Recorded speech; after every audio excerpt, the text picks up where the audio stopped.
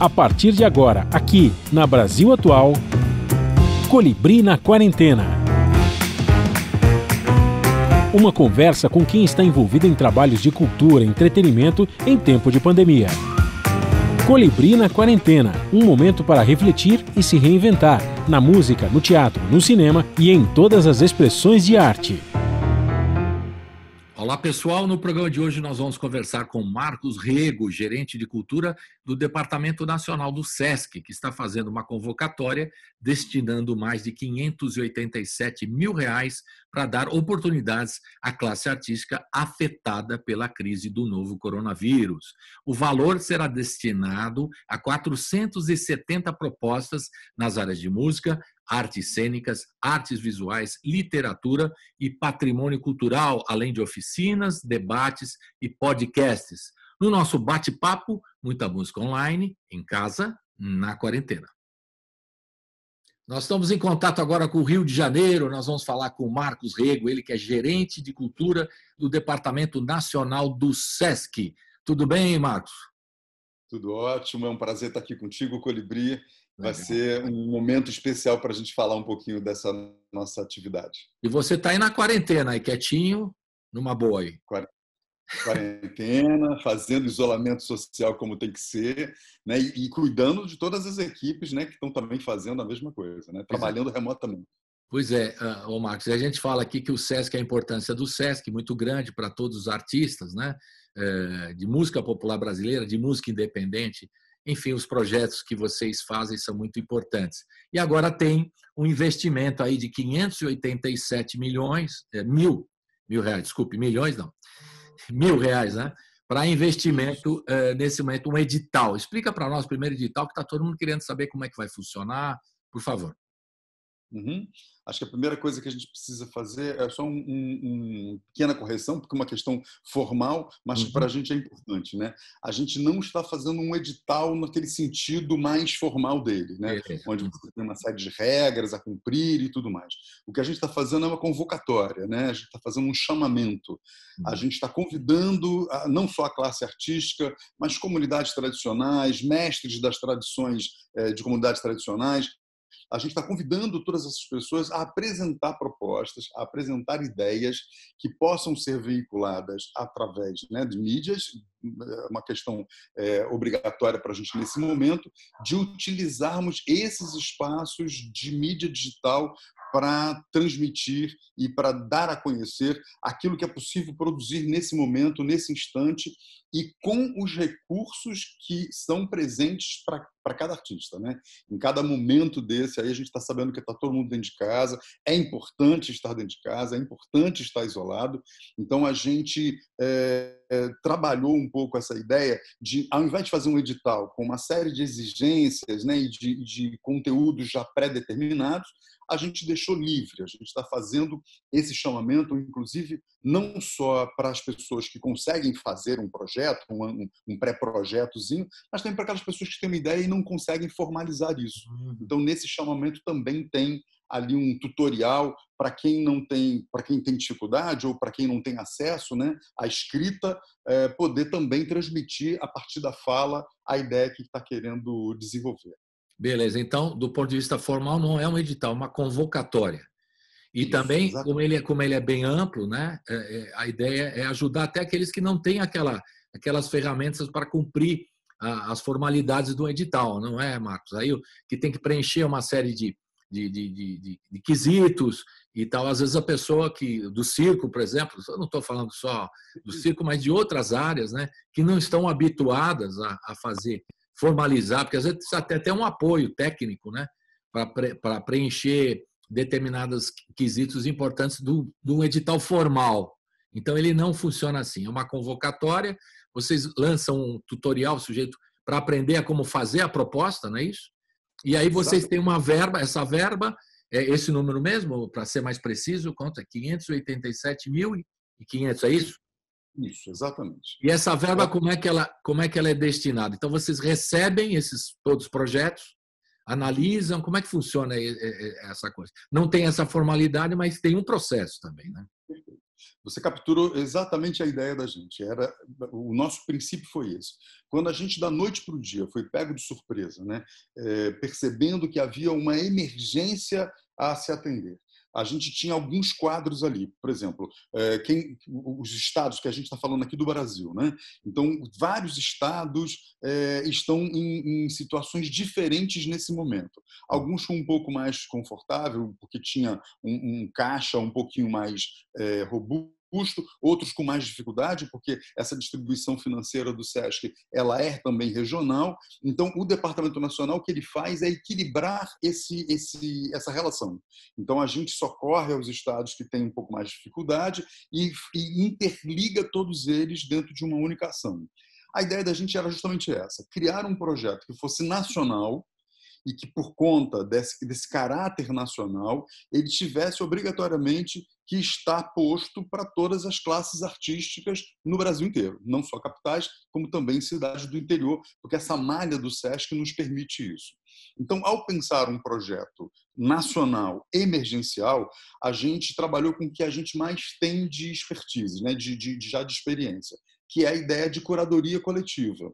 Então, nós temos um corpo profissional, um corpo de analistas técnicos no Brasil muitíssimo qualificado, porque está o tempo inteiro se relacionando com artistas, com produções, tendo que pautar, né, para os seus teatros, para as suas galerias, para os seus cinemas.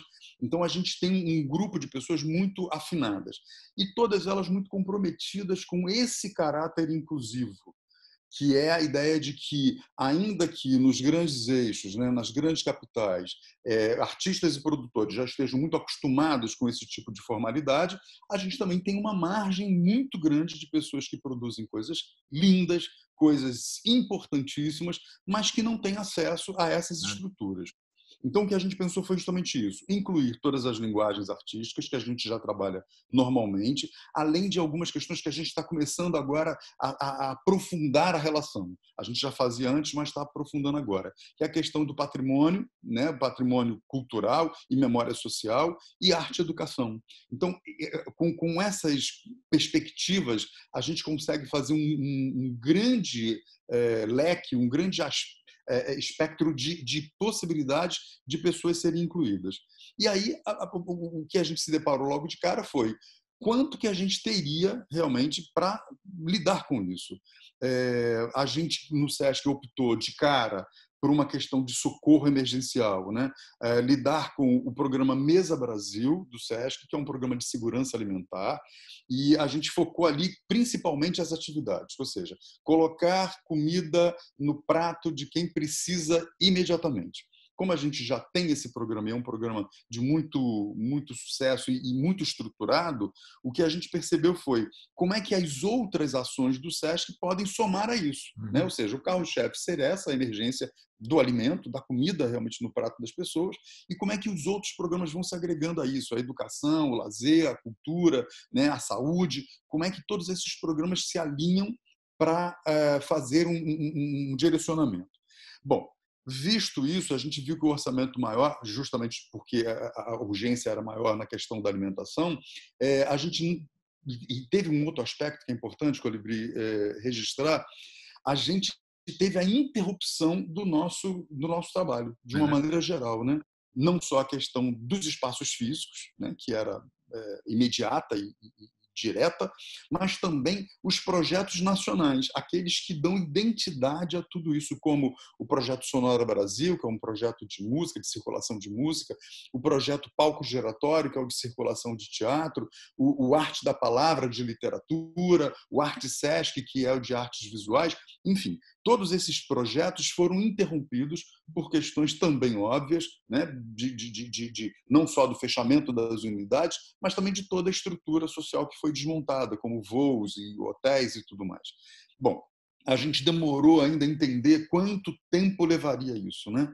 E na perspectiva de entendermos já que o ano de 2020 não aconteceria o que estava programado, a gente teria que dar uma resposta também a esses grupos que estavam já na expectativa, com contrato já assinado, com todo mundo já na expectativa de botar o pé na estrada. Então, a gente teve que olhar o orçamento e aí viu que era possível, de imediato, usar esse recurso. E aí, dentro desse recurso, a gente foi pelo montante. E aí, olhando para esse montante, a gente distribuiu mais ou menos equilibradamente, porque são coisas distintas, esse valor por todas essas linguagens. Então, a gente está trabalhando, na verdade, com 9 perspectivas de trabalho. E é isso que a gente agora espera a partir do chamamento, que chegando a essas ideias, a gente não tem ainda, né, uma realidade de como é que vai finalizar isso, porque a gente está esperando chegar. Na medida em que chegar, a gente vai acomodando isso dentro das linguagens e na certeza de que vai conseguir contemplar todas. Então, só para a gente numerar aqui, você vai corrigindo, eu vou lendo, você vai acrescentando. Tem propostas na área de música, né? Música, sim, artes cênicas, artes visuais, audiovisual, literatura e patrimônio cultural, além de oficinas, debates e podcasts. Tem mais alguma coisa que nós não falamos aqui? A gente colocou a biblioteca junto com a literatura. Biblioteca. Isso, ele está trabalhando estreitamente ligado à literatura e acho que estão todas contempladas, né? Acho que sim. As áreas que não sei se tem mais algumas. Agora, por exemplo, o sujeito que faz pesquisa, eu recebo muita informação de música, recebo lançamentos da internet, por causa da Rádio Brasil Atual e por causa do meu trabalho aqui como produtor, recebo muita coisa. E também tem muita gente que reclama que não está lançando discos, mas faz trabalho de pesquisa, de acervos, né? De compositores e tal. Isso também está contemplado, né? Dentro seria no patrimônio cultural, talvez, né? Não sei exatamente. Está contemplado. A gente teve, o Colibri tem uma coisa também que nos tocou muito, né? Porque o artista, aquele que se relaciona diretamente com o público, ele tem um trabalho que pode, mesmo dentro dessa situação crítica, dramática que a gente está vivendo, ele pode adaptar o seu trabalho e oferecer, ainda como é o caso que está acontecendo agora, né, de todo mundo meio que se adaptando a esse meio digital, meio virtual. Mas tem uma infinidade de profissionais que trabalham, né, nos bastidores para isso acontecer. Não tiver esse espaço, né? E aí o que se faz com o cara que é o marceneiro do teatro? O que se faz com a figurinista que, tudo bem, ela ainda pode ter os seus processos de pensamento, mas a costureira do teatro ela não vai ter, né? A costureira do show, o motorista, todos esses profissionais que de fato fazem essa economia funcionar e que nesse momento não tem espaço nenhum. É claro que a nossa proposta ela tem limitações sérias por conta justamente do veículo, né, da plataforma. Mas, ainda assim, a gente pensou nessas possibilidades. Primeiro, para esses profissionais que, nesse momento, podem não executar as suas obras, podem não fazer como músico, como ator, enfim, mas que podem fazer através da pesquisa. Então, a gente teve essa preocupação e colocou essa possibilidade. E também nas oficinas a gente está querendo absorver esses outros profissionais também. Um iluminador que, por exemplo, possa dar uma oficina sobre como iluminar para uma live, né? Como iluminar o seu espaço de casa, né? E o cenógrafo também poder entender, fazer oficina com o que as pessoas têm em casa, né? Transformar a sua realidade numa possibilidade cênica, numa possibilidade artística. Então, eu acho que o projeto também chega e alcança um pouco também é o que eu chamo dos artistas técnicos, né? Que eles são tão artistas quanto os que cantam, que se apresentam, né? Oficialmente são os que dão toda a preparação no teatro, como você falou, na música tem o road que lá está sempre preparando para o melhor som, enfim, todo mundo que gira em torno do artista é muito importante. Inclusive está precisando mesmo, porque a gente vê algumas lives muito boas e outras nem tanto. Porque, às vezes, o artista que está sempre acostumado ali a fazer o som dele, né? Ele tem por trás toda aquela turma que prepara para ele. Quando ele tem que fazer sozinho, não fica tão bom assim. Exatamente isso. Então, nós já vimos lives e lives, né? Tem algumas que são realmente... A verdade é essa. Alguns amigos até falam assim, pô, mas você é músico, o som do violão não estou ouvindo direito, você cantando também. Claro, você está fazendo pela internet, tem que ter interface. Tem uma parte técnica também aí, né, Marcos? Que a gente tem que... Né? Por exemplo, tem muita gente que está fazendo, o pessoal do Música em Rede, músicos, produtores culturais, estão fazendo uma coisa de apoio a como o cara fazer uma interface para poder transmitir melhor a live dele, com um som com mais qualidade e tal. Não estou dizendo os artistas que têm patrocínios, né, de cervejaria e tal, que esses lá trazem uma equipe que monta para eles antes, eles vão lá e fazem só. Estou falando daquele que tem um recurso pequeno, que precisa ele mesmo aprender a como transmitir, como fazer um podcast, uma transmissão. Então, isso é muito importante dar espaço a essa turma que está carente, muito, Marcos. Você sabe que a gente tem aqui no dia a dia do programa notícias dramáticas, gente batendo a porta de produtoras pedindo comida, né? Um negócio assim. Ninguém está pedindo nem emprego, estão pedindo cesta básica, né? É dramático. É dramático, né? E isso também por conta de que também você analisou bem no começo, a carência de alguns. Você está vendo um plano nacional, né? Então tem carência de estados gigantescas, né? A gente tem, sabe, por exemplo, aqui em São Paulo, muito forte tal, a cultura, né? Claro, o SESC não precisa dizer, né, a importância do SESC em São Paulo, mas não se desburocratizou uma série de verbas que estão contingenciadas aí para a cultura. Então, tem uma PL aqui, por exemplo, em São Paulo, na Assembleia, que está para ser liberada e, enfim, estão tentando pressionar para liberar uma verba de emergência, né? A Secretaria de Cultura também já está fazendo, aí sim, editais formais, né? Como você deixou claro que não é o caso do SESC, mas fazendo editais formais para atender uma demanda também, aí, mas tudo muito burocrático, muito lento, né? Já tivemos notícia do Ceará, que o pessoal foi mais ágil, então a verba já saiu mais rápido. Então, quer dizer, cada estado é uma realidade. Tem algum que você, nesse plano, que vocês naturalmente já colocaram, nacional, algum estado que está realmente, que não deu nada, está muito bravo o negócio, ou é assim mesmo? Alguns têm burocracia, outros não? Como é? Você tem algum panorama aí nacional que você possa nos dar? Porque São Paulo, Rio, sempre é mais, teoricamente, mais fácil, né? Não sei.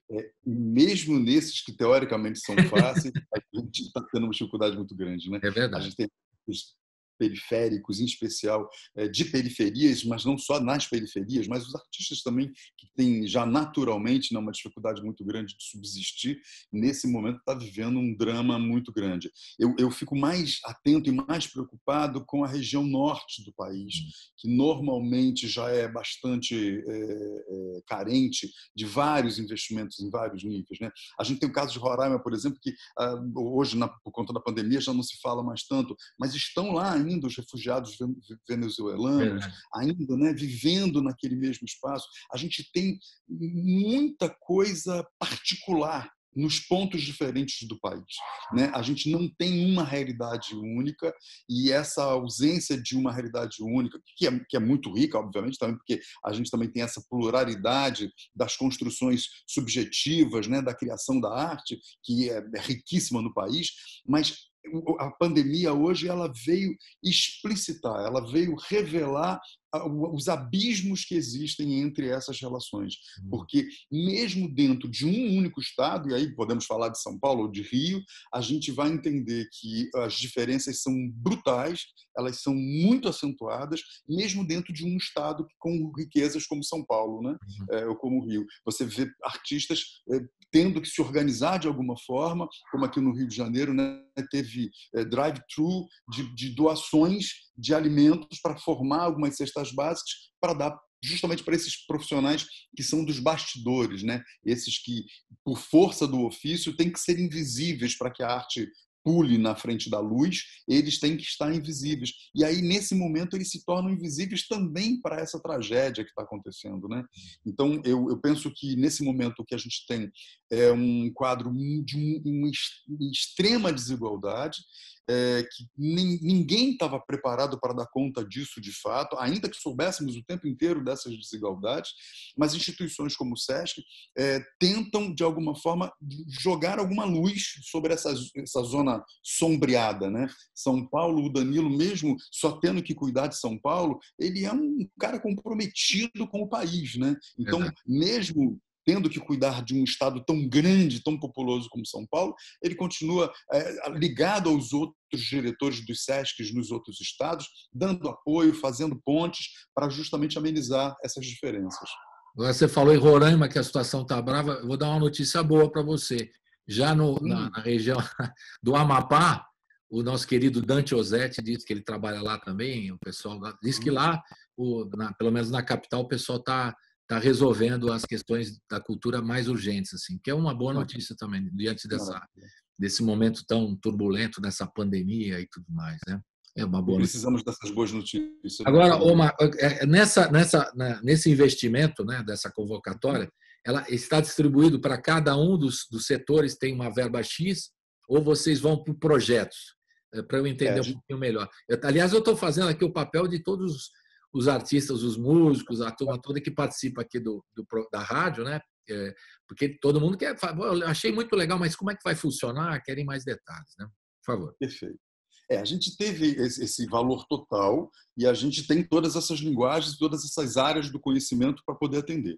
Então, a gente não sabe como é que vai ser a demanda, justamente o que vai chegar para a gente agora. A gente já imagina que música, artes cênicas, literatura, vai chegar muita coisa, né? Tanto que a nossa curadoria, a gente está fazendo determinados reforços, fazendo subcuradorias, né? Dentro dessa grande curadoria, a gente está fazendo subgrupos, justamente para dar conta desse material. E naquelas que não chegar muita coisa, a gente vai fazer um reforço de divulgação, porque a gente sabe que há necessidade e pode estar acontecendo aquilo que a gente comentou agora há pouco, né? Das pessoas terem dificuldade de se, mesmo com tutorial, mesmo que não tenha que escrever, de se colocar, né? De apresentar a sua ideia. Então, a gente vai continuar fazendo esse trabalho de acompanhamento, ainda que o prazo de inscrição seja curto, e ele é curto justamente por conta da emergência, não porque a gente não queira que mais gente se inscreva, ao contrário, a gente quer que muita gente se inscreva, a gente está fazendo isso de maneira equilibrada. Então, esses recursos devem estar mais ou menos divididos de maneira igual, ainda que a gente saiba que vai ter que atender melhor a essas linguagens que são mais, realmente, a produção é maior, né? Então, a gente já está imaginando que para música, para as artes cênicas e para a literatura, a gente vai ter que colocar mais do que, por exemplo, para o audiovisual, que vai chegar coisas, obviamente, mas talvez não no mesmo volume que vai chegar para essas outras linguagens.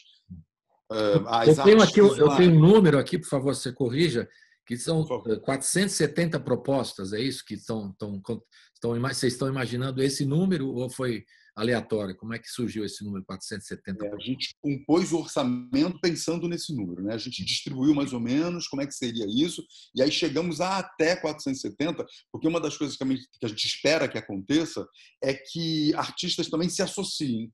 Criem, por exemplo, você da sua casa, eu da minha, e a gente tem uma ideia de fazer juntos e vamos apresentar propostas juntos e associar essas duas ideias, né? Numa terceira, que seria a fusão das duas. Então, a gente não sabe, a gente está prevendo aí até 470 propostas nessa fase inicial, até porque é uma coisa que também eu gostaria de dar a você também aqui em primeira mão. Oba. A nossa ideia é fazer com que esse projeto continue até o final do ano. Então, a gente está entendendo... Belíssima notícia. Muito bom. É bom isso? Opa. A gente está, justamente até por conta dessa expectativa, né, dessa demanda, e a gente vai ver agora como é que vai ser o resultado disso. O prazo, falando nisso, que você levantou essa bola, o prazo desse primeiro número dessa convocatória para incentivo, qual que é o primeiro prazo de inscrição? Até domingo. Começa hoje e vai até domingo. Dia 7, né? Dia 7 agora de junho. Então, a gente está no aguardo de ver como é que vai ser essa produção, como é que vai chegar essas propostas. Em sendo um número muito grande, a gente vai já olhar para isso, né? E fazer essa possibilidade de expansão. E como a gente já entendeu que, por conta da pandemia, a gente também descobriu que há possibilidade de continuar ampliando o nosso trabalho físico, né, presencial, também para esse ambiente virtual, a gente também pensa que no ano de 2021 essa proposta do Sesc Convida se mantenha. A gente continue também colocando outra plataforma possível para além do teatro, até porque a gente ainda tem essa dificuldade, né, Colibri? A gente está com muita dificuldade de entender ainda como é que será essa retomada das relações públicas, né? Nós todos estamos com essa dificuldade. Eu só esqueci de dizer que você citou agora, chama Sesc Convida, né? Fazendo, né? Muito bom, o título é muito bom. Então, o pessoal que não pôde se inscrever nesse primeiro momento, ainda tem a chance, você está anunciando aqui, que tem a chance de poder se inscrever nos próximos, que a coisa tende, já podemos dizer oficialmente, que vai seguir até o fim do ano? É o nosso desejo, a nossa intenção. Vamos ver como é que vai ficar o país. Entendi, claro, não dá para analisar ainda, né? Mas muito bem. Vamos fazer um intervalinho, hein, Marcos? Vamos ouvir uma música, né? Porque o Sesc na área musical e todas as áreas também, né? Mas a área musical tem feito esse projeto que é lindo, o Mesa Brasil, né? De segurança alimentar, ajudando o pessoal com mais urgência com os alimentos e tal. E os artistas têm se apresentado em lives, que agora só tem live, né? É o departamento de live. Os artistas muito importantes têm feito lives para o SESC, né? Dentro do projeto do SESC. O SESC coloca no YouTube esses artistas todos, que muitos deles até doam, né? Eu sei que muitos estão fazendo isso porque o SESC está pagando, né, os artistas desse projeto, doam o cachê e estão ajudando também na questão da segurança alimentar para essa turma mais carente. E a gente pode fazer um intervalinho, vamos ouvir a sua sugestão, a Zélia Duncan, você é fã da Zélia Duncan, né? Fãzão. Zélia é uma querida, amada de todas as formas. Então vamos rodar a Zélia Duncan, uma música dela, a gente escolhe agora do SESC ao vivo, das lives, e daqui a pouco a gente volta com o Marcos Rego aqui falando um pouquinho mais desse projeto importantíssimo do SESC Nacional. Roda!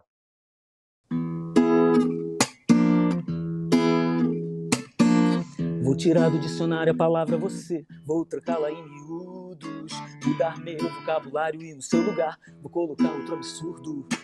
Eu vou tirar suas impressões digitais da minha pele, tirar seu cheiro dos meus lençóis, o seu rosto do meu gosto. Eu vou tirar você de letra, nem que tenha que inventar outra gramática.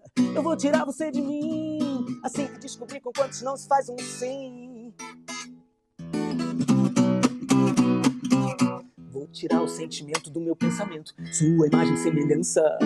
Vou parar o movimento a qualquer momento, procurar outra lembrança. Eu vou tirar, limar de vez sua voz dos meus ouvidos. Eu vou tirar você e eu de nós, o dito pelo não tido. Eu vou tirar você de letra, nem tenho que inventar outra gramática. Eu vou tirar você de mim, assim que descobrir que o quantos não se faz um sim. Tudo que você disser deve fazer bem, nada que você comer deve fazer mal. Eu quero as mulheres que dizem sim, e quem não tem vergonha de ser assim. Eu quero as mulheres que dizem sim, e quem não tem vergonha ama, nem tenha que inventar outra gramática. Tirar você de mim, assim que descobrir com quantos não se faz um sim.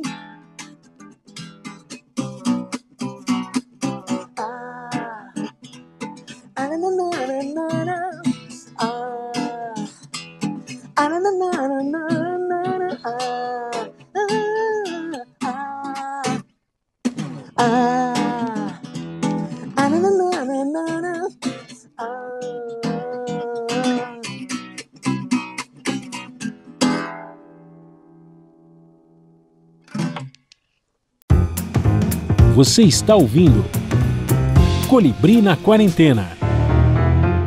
Estamos de volta aqui com o Marcos Rego, gerente de cultura do Departamento Nacional do SESC, falando desse Convida, o nome é muito bom, Convida, que não é um edital, é uma convocatória que vai destinar R$587 mil, e 500 mil, né? 587 mil reais, né? E mais um quebradinho aí, para todas essas áreas, e ajudando a classe artística nesse momento de crise aí do novo coronavírus, né? Chama até Convida para alertar as pessoas, né, que estão aí nessa luta dessa pandemia que não está fácil. Queria saber o seguinte, Marcos, a gente já falou um pouquinho do projeto, já destrinchamos, você já anunciou que vai continuar o projeto, que é muito bom. Agora, o SESC tem sofrido, do ponto de vista político, e agora a gente parte um pouquinho para saber das políticas públicas de cultura, eu não digo ameaças, a palavra não é, mas sempre notícias dizendo que o SESC vai perder, o Sistema S vai perder 50% do seu investimento, enfim, pode se chamar de ameaças, porque vamos falar o português, claro. Até o Danilo conta que está sempre esperando uma facada, ele fala que é uma facada que ele vai tomar, até mais dramático, é uma facada.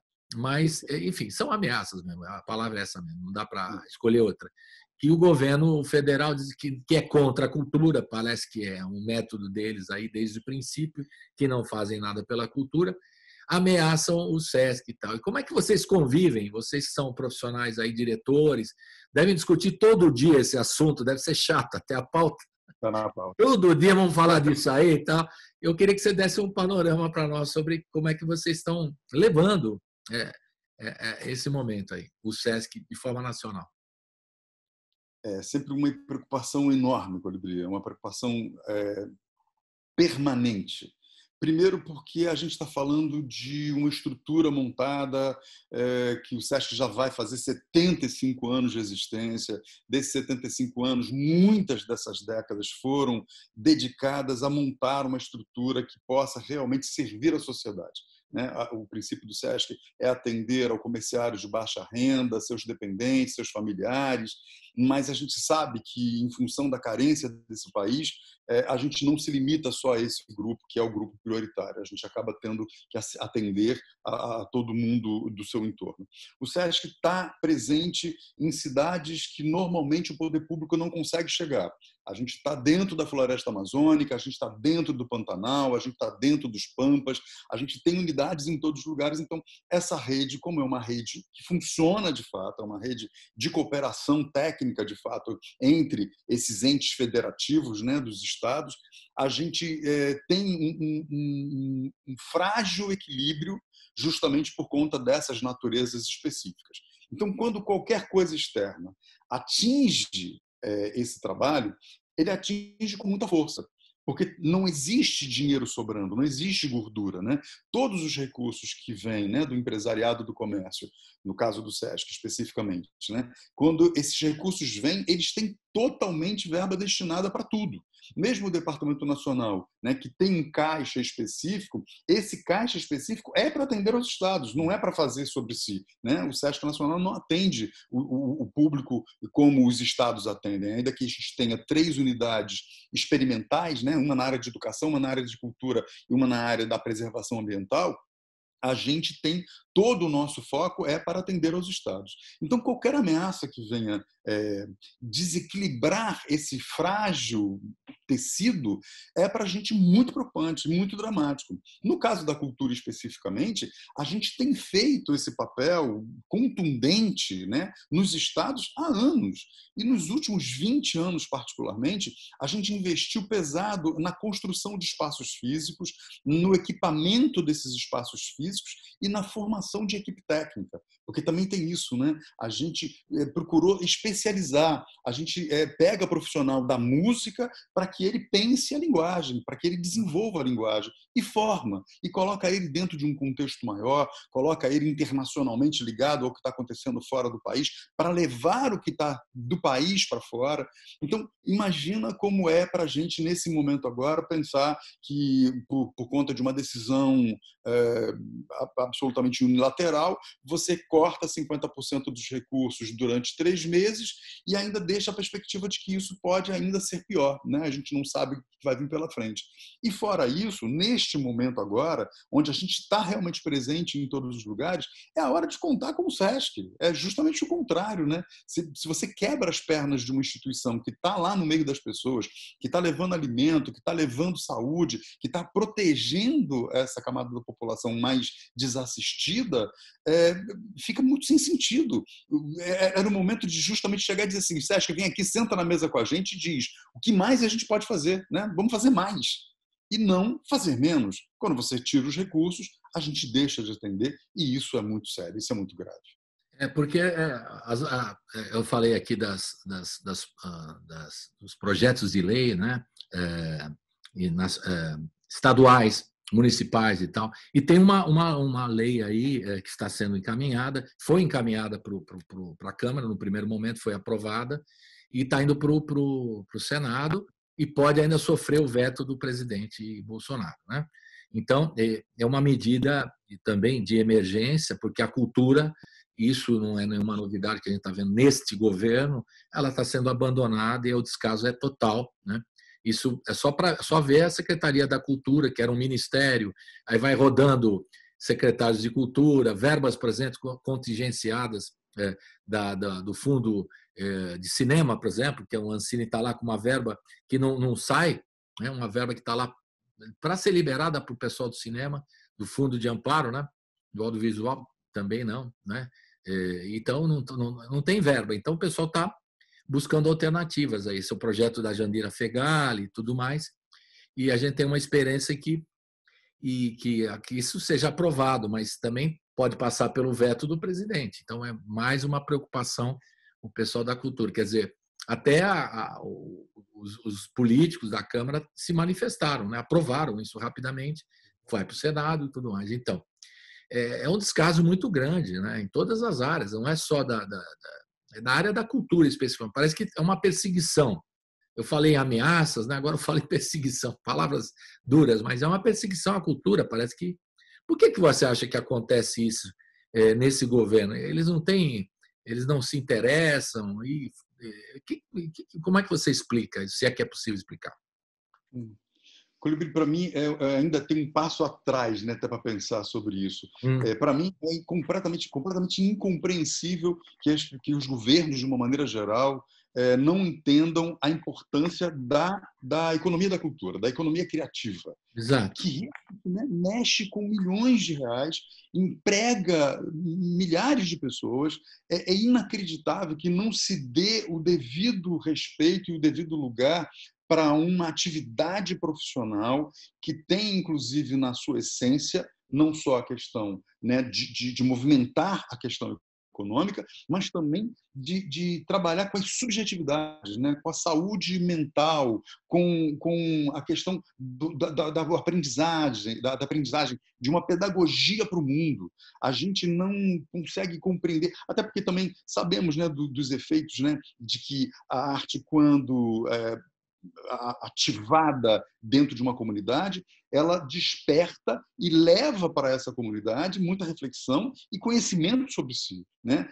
Valorizar-se, colocar-se dentro desse contexto geral, muitas vezes encarado como risco por alguns governos, né? De dizer, bom, se o cara sabe muito sobre si, pode ser que os meus desmandos não fiquem tão encobertos. Bom, tudo isso para a gente é de uma incompreensão total, porque se houver, de fato, intenção, desejo, objetivo de transformar a indústria criativa num patrimônio econômico desse país, a gente sabe o quanto isso é potente e o quanto isso vai ter resultados.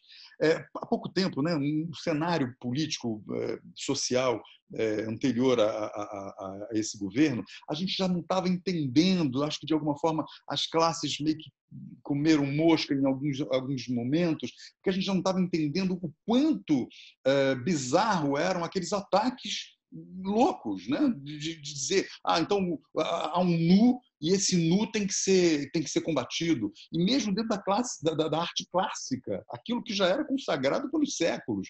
Então, houve um momento em que a gente tratou isso um pouco, né, também no bizarro, isso tudo é loucura, e não entendeu que era um processo mais profundo, que era um processo mais de tomada de um coletivo que estava ávido por alguma coisa que a gente não conseguia perceber de cara. Então, hoje a gente entende claramente que há um trabalho imenso a ser feito, né, sobre isso, um trabalho de recuperar, inclusive, esse sentido. Quando ícones da nossa cultura são atacados, como foi o caso da Fernanda Montenegro, a gente chega num ponto que a gente diz, ok, para aqui, né? Para aqui, porque realmente o que está acontecendo é incompreensível e a gente vai ter que entender, a gente vai ter que compreender esse momento, a gente vai ter que entender essas coisas.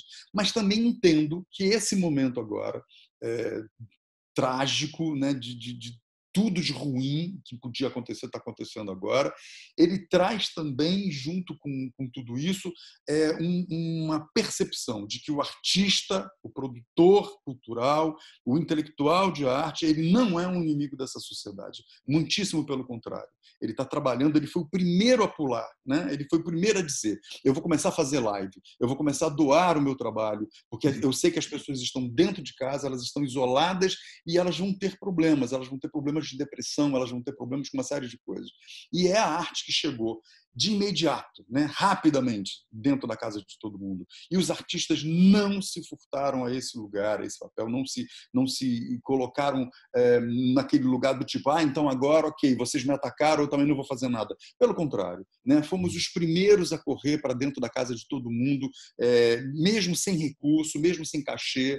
As instituições depois foram organizando esses lugares, né, o Sesc, Itaú Cultural e outras tantas instituições começaram a socorrer com alguma grana, mas o artista, ele foi lá e fez antes de qualquer coisa. Ele se colocou a serviço da sociedade. E isso, para a gente, é um bem, é um patrimônio inquestionável. Inclusive fazendo projetos, lives de ação social, ajudando os colegas, a solidariedade incrível de todos que estão se manifestando agora através das lives, né? Agora eu falei errado, queria corrigir, eu falei fundo de amparo, não é isso não.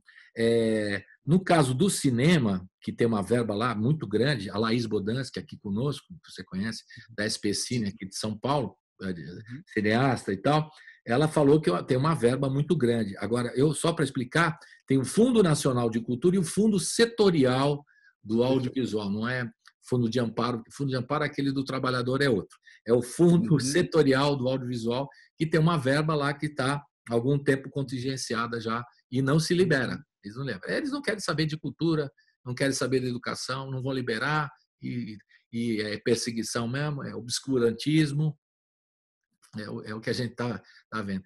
Ainda bem que temos o Sesc, ainda bem que temos o Itaú que está se manifestando, e os artistas, principalmente, né, todos eles, nesse momento que você está falando, de muita solidariedade. Eu vejo artistas que estão fazendo live para ajudar os músicos que trabalham com eles nos tours, nas apresentações, ajudando mesmo o técnico, como você falou, que é importante, que inclusive nessa convocatória, o convida aí, está ajudando o pessoal para oficinas, debates, né, podcasts, quer dizer, o pessoal vai poder também entrar nessa possibilidade de receber uma verba até domingo, né, que é o primeiro momento, e depois, certamente, nessa prorrogação aí de novas convocatórias até o fim do ano, dependendo do que vai acontecer, como você falou.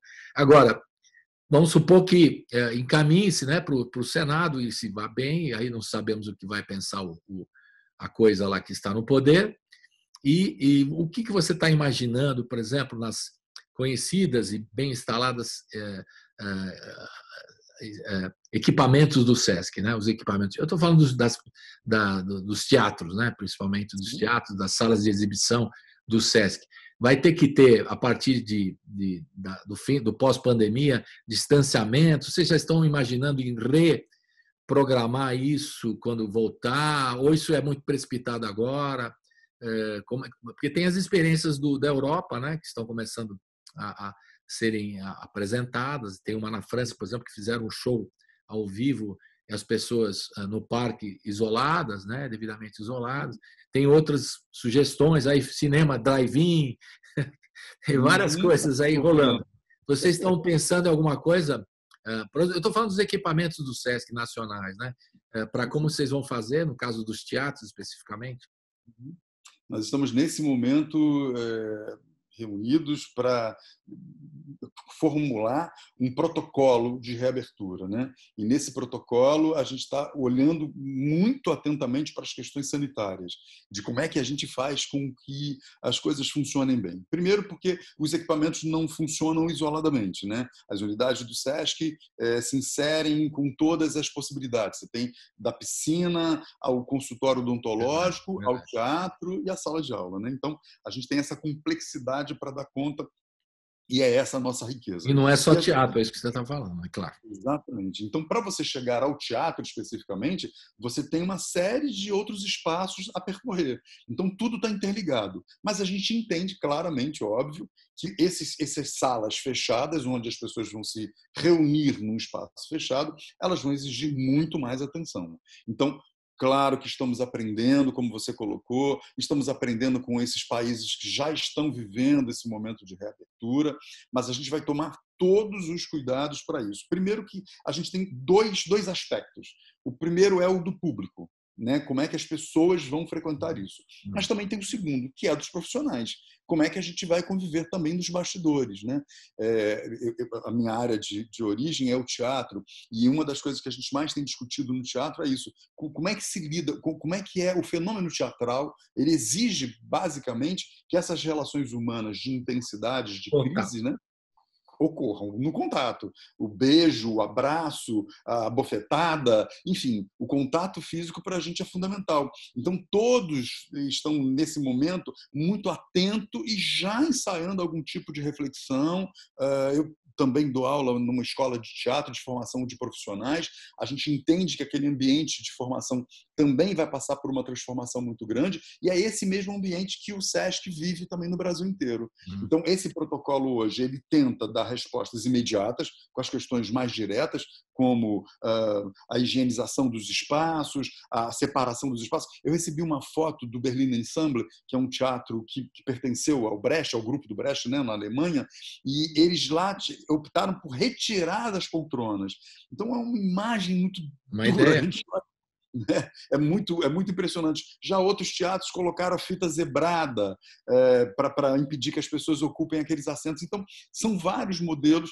A gente ainda não sabe como é que vai ser o nosso. A gente sabe que dificilmente vai acontecer alguma coisa esse ano, né, dentro dos nossos espaços físicos, mas também estamos preparados para ocupar os espaços externos, né? A gente tem muita área livre, né? Tem coisas incríveis que podem acontecer do lado de fora, exibição nas fachadas, shows ao ar livre, espetáculos que possam contemplar outros formatos. Então, a gente também está esperando que esse projeto, o Convida, também seja a possibilidade da gente mapear ideias possíveis, né? O que vem pela frente. E aí chamar para nós a responsabilidade com esses espaços, mas em diálogo íntimo com os artistas e produtores. As unidades, elas vão ser distribuídas assim, vão funcionar todas a todo vapor como era antes, ou vocês vão abrir por etapas? Isso também está sendo discutido, imagino, né? Ainda está sendo discutido, mas a perspectiva é de que a gente tenha também um plano de reabertura faseado. Faseado. Não vai ser possível abrir tudo como era, porque, de fato, né, a demanda das pessoas é enorme, as necessidades são enormes, e se tudo abrir ao mesmo tempo, a gente não vai conseguir ter controle. Eu penso que, enquanto não aparecer a vacina, enquanto não aparecer medicamento para o tratamento, a gente vai ter que conviver com isso com muita responsabilidade, né, com muita seriedade. Agora, você imagina no teatro, você que gosta tanto do teatro, né? Romeu e Julieta no cotovelo. Só será possível a cena do balcão. Sempre longe. Só vai... Nós temos que dar risada aqui de nervoso, né? Mas seria a cena do balcão a única permitida. A única permitida. Não ia subir, nada do Romeu subir, não vai rolar. Não. Luta de espada, nada de ficar dando veneno para o outro, isso não é possível nesse momento, não. Temos que criar uma adaptação bem humorada para essas... A gente tem que sobreviver. Né? É o humor que ajuda a gente a sobreviver a esse... Tem que ser, cara, porque a realidade é triste, é dura. Todo dia que a gente recebendo notícias cada vez mais complicadas e vários amigos indo embora, né, na área de música aqui em São Paulo. Tanta gente, né? E né, tem uma lista, né? A gente recebeu, mesmo os que não foram exatamente do Covid-19, como é o caso do Moraes Moreira, no Rio de Janeiro, as informações que a gente tem através dos amigos que tinham contato com ele, que ele estava deprimido com a situação, né? E agora o meu show, o que eu vou fazer? O cara ainda vivia de show, né? Por mais sucesso que tinha na carreira, e como compositor, e muitas obras gravadas, cantadas por outros artistas, dependia de shows, né? E ele estava deprimido, quer dizer, não é que ele morreu de Covid-19, mas a depressão levou ele mais cedo embora, né? O extremo disso, a gente tem o Flávio Migliatico, né? Grande. Também uma questão de depressão, né? Foi no extremo da depressão por conta desses tempos. E o nosso querido Aldir Blanc, né? Que é uma figura maravilhosa, né? Conhecida aí em todo o seu trabalho maravilhoso, e a gente nem... Ele era um cara que ficava em casa, lá na casa dele, na Tijuca e tal, aí teve que sair e foi embora. Aliás, o nome da lei, achei muito bom, né? O nome da lei chama-se Lei Aldir Blanc, né? Em homenagem ao cantor e muito legal, o compositor Aldir Blanc, essa proposta de renda emergencial aos profissionais da área de cultura que está encaminhado lá. Quer dizer, alguns deputados estão fazendo a parte deles, o que já é alguma coisa, né? Não é muito, mas é alguma coisa. Eu vou sempre nessa, eu vou no otimismo, né? Vamos lá. Isso, é preciso. É isso, Marcos. Eu quero agradecer a tua participação, muito, e a gente está à disposição aqui, a Rádio Brasil Atual, a Rede TVT, a Rede Brasil Atual, a gente também está pelo YouTube, né? E quero agradecer. Agora a gente termina, já que a gente falou no Aldir Blanc, teve uma live de João Bosco maravilhosa no Sesc, né? No Mesa Brasil, e a gente vai terminar lembrando essa grande figura que foi o Aldir Blanc e o João Bosco, a parceria que, né, era uma coisa só. Inclusive, ele escreveu no dia da morte do Aldir uma coisa muito linda, né, falando que ele ia continuar com o legado do Aldir Blanc, ele ia representá-lo, né, na medida do possível, o trabalho desse grande compositor que foi o Aldir Blanc. Então, a gente termina com o João Bosco e o Aldir Blanc na live do João Bosco que ele fez para o Sesc, para o Mesa, que vai seguir, né? O Mesa vai seguir, né? Pelo que eu estou assistindo. Também tem de teatro, também apresentações. Então, vocês estão ampliando também o projeto, que é muito bom. E vamos aguardar aí o Convida, que dê tudo certo, e a gente está aqui apoiando e divulgando, e que vai prorrogar também, que é uma bela notícia. Essa notícia que eu curti mais, né? Claro. Porque o lançamento, todo mundo já está sabendo. Essa aí é nós que estamos dando aqui. Essa para você. Essa foi Obrigado. Então, Marcos, e até a próxima. Estamos à disposição. Qualquer coisa, a gente se comunica e obrigado por tudo. E aquele abraço virtual, não tem cotovelo, mas o abraço virtual é assim, né? Como uma asinha, assim que vai uma asinha. Exatamente, para voar. Né? E até a próxima. Muito obrigado. Somos nós que agradecemos, Gil. Muito obrigado por tudo. Vamos de João Bosco e Aldir Blanc. Nessa. Vem um outro samba da gente, que é o Nação. E esse samba, eu estou começando esse samba agora com uma canção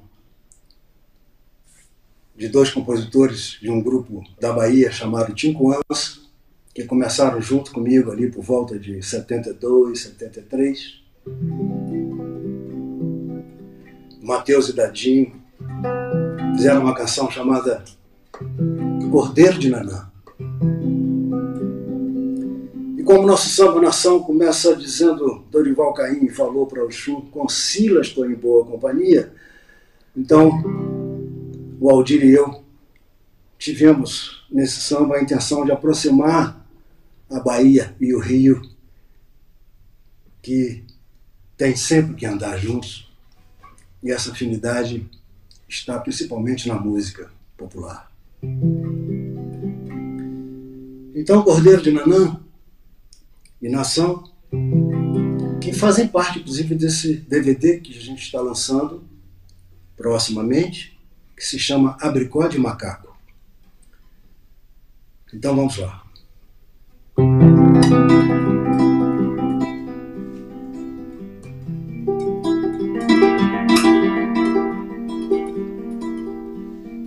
Sou de nanana, nananaí. Sou de nanana, nananaí. Sou de nanana, nananaí. Yeah. Sou de nanana, nananaí. Sou de nanana, nananaí. Sou de nanana, nananaí.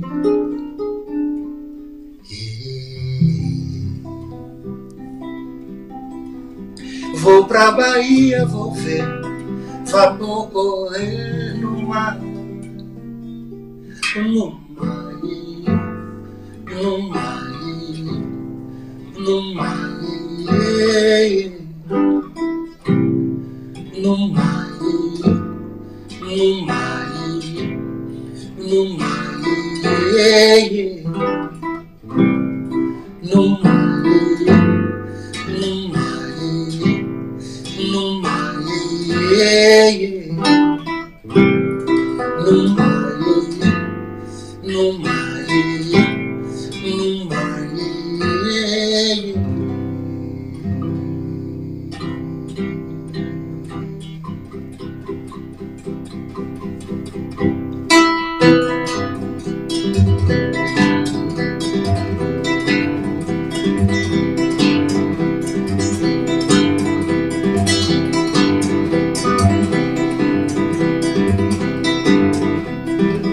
Dorival Caymmi me falou: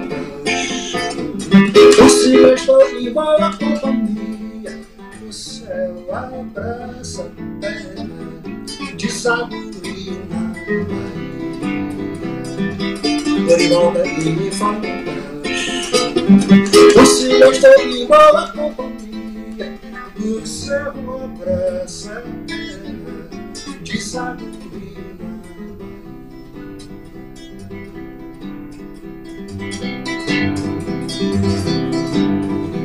Gente, minha sede é dos rios, a minha dor é o arroz, minha fome é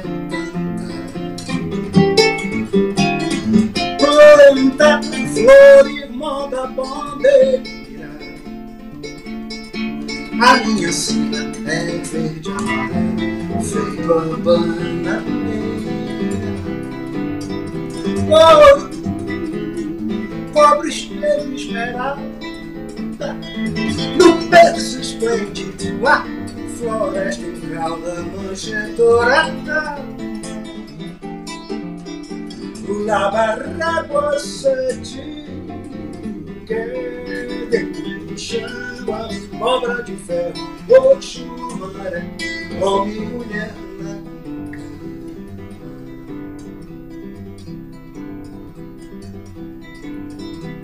Jeju, tuas asas de pomba, presas nas costas como heroína, aguentam por um fio. Sofrem o bafio da fera, o bombardeio de cara, a sanhadanha.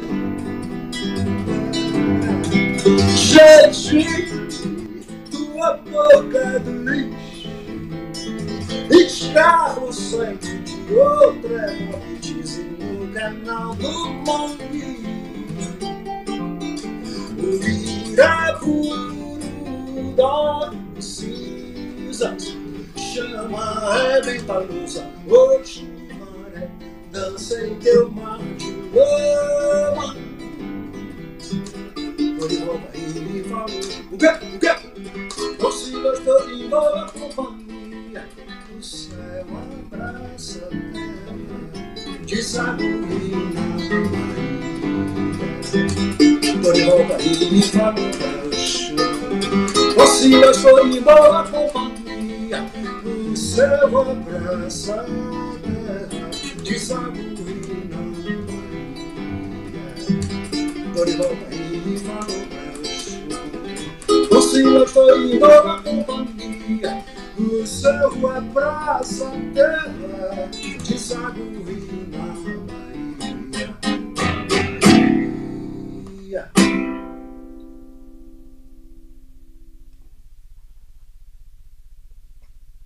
Saúde! O programa termina aqui, mas a programação da Rádio Brasil Atual segue com a Hora do Rango, hoje reapresentando o cantor e compositor Benegão. Fique com a gente.